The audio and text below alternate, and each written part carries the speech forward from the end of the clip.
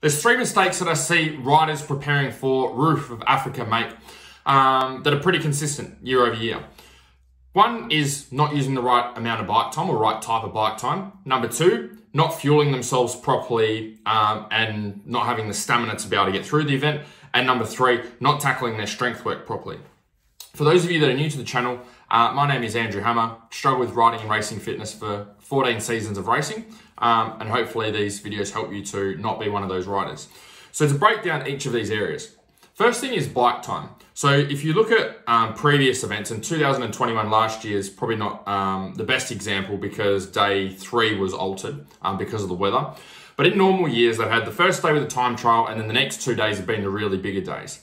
So the quicker guys are doing the time trial day in about an hour and a half. And then on day 2 and day 3, the quickest guys are around the 7 to 8 hour mark, with some of the guys at the back just scraping through, being at around the, I think it was around the 10 to 12 hour mark, which is a long, long time to be out on the bike for. So when you're doing your bike preparation, one of the mistakes that I see here is riders know roughly how long it's going to take. Okay, they can have a look at the results, have a look at the times before. So if you know that you're going to be on the bike for roughly maybe 2 hours on day 1 and maybe 10 hours on day 2 and 10 hours on day 3, you know what you're up for, okay? You know what you're up against. So with the bike time, the problem that I see is that riders will go and practice their training and they'll do 2, 3 or 4 hour rides. And they'll keep doing these 2, 3, 4 hour rides, and then they'll get to the Roof of Africa and then they're expecting to do 10 hours on the bike and then be able to back that up multiple days in a row. So this comes into logistics and obviously how much bike time you're able to get and how often you're able to get out there. But if you want to be able to make sure you're as prepared as you can possibly be, you want to make sure the bike time that you're putting in is going to actually reflect and transfer over to race day. So how do you do that? You work on trying to get out for longer rides, okay? Get on more longer rides between that 6 to 10 hour bracket. More so as you get closer to the event, so your body can just get used to being out on the bike, you know what to expect. And then that way, when you get out there for race day, it's not a surprise. Okay, you can just focus more on the riding and the racing and getting through and being competitive, rather than going, shit, I'm hurting. I've never ridden on the bike for 8 hours before. That's number one. Number two is the nutrition side. And Graham Jarvis said this in an interview. I don't have the exact quote, but he was saying skills are important to be able to get through the race, but stamina is also a big piece of it, because if you've got the skills and you're riding well and you know how to get through all the sections, but you can't do that for 7, 8, 10, 12 hours at a time, then the skills aren't really going to matter that much, because at the end of the day, you've got to finish the race first, right? So nutrition and stamina. Biggest problem that I see here is that riders just focus on the nutrition side when they've got a problem, okay? They start to deal with cramping, so they're trying to put salt tablets in or try to take a carb gel, trying to get more water in, or their legs start getting sore, so they're trying to, again, pop in carb gels or trying to get different types of foods in or trying to drink more water. Everything's very reactive. It's like, oh, I've got this problem that's come up and now I'm trying to solve it.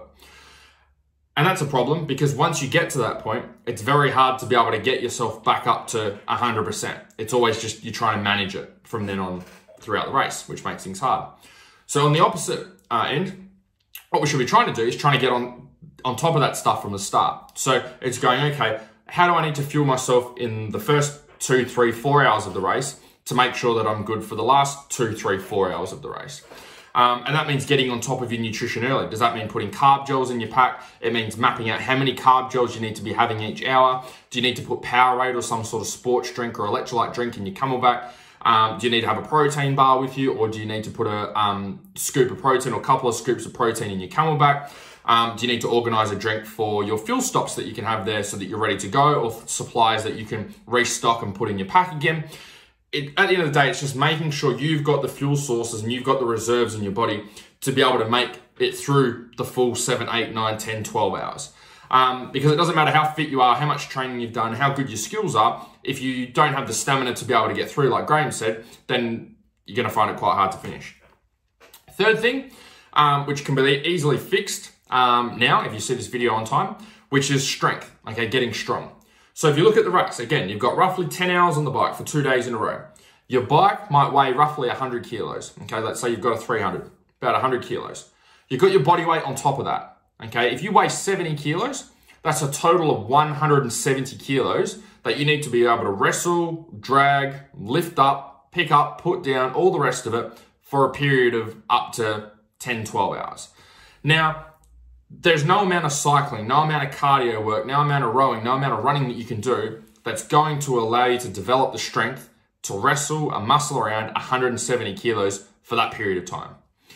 So the way that you get around that is you work on elevating your overall level of strength.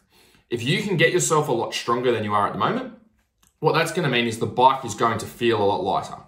And if you can get the bike to feel a lot lighter, you're going to be using a lot less energy through rock gardens, through hill climbs, through getting through those really snotty sections where you're really having to muscle the bike around. And if you can get your body to use a lot less energy, especially in those initial hours of the race, then that means you're going to have a lot more energy left over then for the end of the race.